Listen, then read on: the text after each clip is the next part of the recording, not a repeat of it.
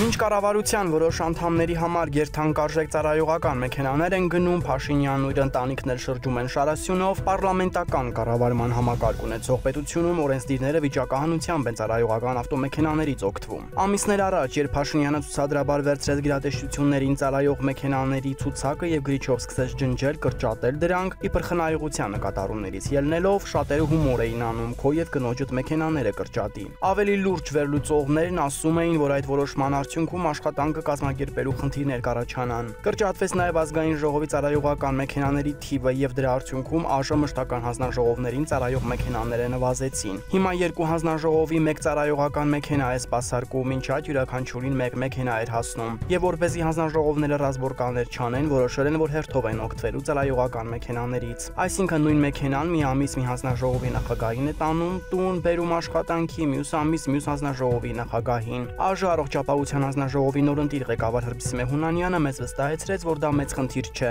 նախապես միմյանց հետ ճշտում են աշխատանքային գրաֆիկը եւ ըստ այդմ օգտվում մեքենայից։ Իսկ եթե նույն օրը նույն ժամին երկու հանձնաժողովներին պետք է մեքենան, ես իմ անձնական մեքենայով եմ շրջում։ Իսկ եթե նույն միջոցառմանը հանձնաժողովի երկու նախագահ է հրավիրված Չինգաչուկ է կանում, ոչ, երկուսս էլ նույն մեքենայով են գնում։ Պարզեցինք, որ ԱԺ առողջապահության հանձնաժողովը ծառայողական մեքենան կիսում է Մարդու իրավունքների պաշտպանության հանձնաժողովի հետ։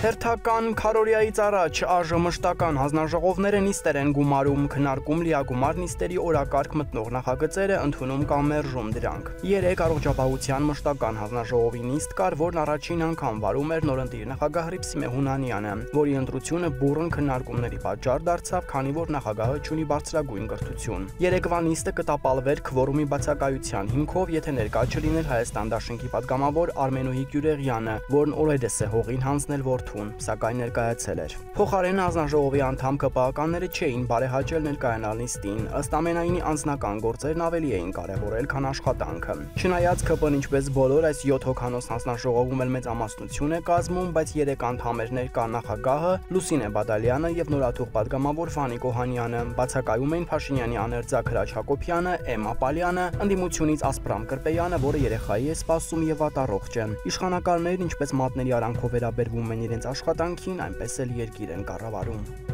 Առաջին Ասիանի ընդհանուր իրավասության դատարանի նախագահի պարտականությունները կատարող Ժորա Չիչոյանի հրահանգով Երևանի առաջին ատյանի բոլոր դատարանները իրենց բոլոր դատավորներով հանդերձ մեկ շաբաթ շարունակ պետք է հերթապահեն դատարանում։ Նման բան մեկ էլ եղել է, երբ Սամվել Կարապետյանին էին ձերբակալում։ Հավանաբար դատարանի նախագահ Մնացական Մարտիրոսյանը մտածել է տրցակնելով միջնորդություններ են բերելու բոլոր դատարանները հերթապահեն, որ հասցնեն կալանքի սանկցիաներ տալ։ Հիմա 12 հոգևորականի են բերման ենթարկել եւ նորից նման հրահանգ է տրվել, թերևս կանխատեսում են, որ շատ միջնորդություններ կլինեն։ Մեր հարցին, թե որն է սրա իմաստը, ԲԴԽ-ից ասացին, Երևանի ընդհանուր իրավասության առաջին Ասիանի քրեական դատարանի բնականոն գործունեությունն ապահովելու, աշխատանքային ծանրաբեռնվածությունը հավասարակշռելու, միջդատական վարույթի շրջանակում ներկայացված միջնորդությունները, բողոքները, օպերատիվ հետախուզական միջոցառումներն իրականացնելու մասին միջնորդությունները քննելու վերաբերյալ հերթապահություն առավել արդյունավետ դարձնելու նպատակով։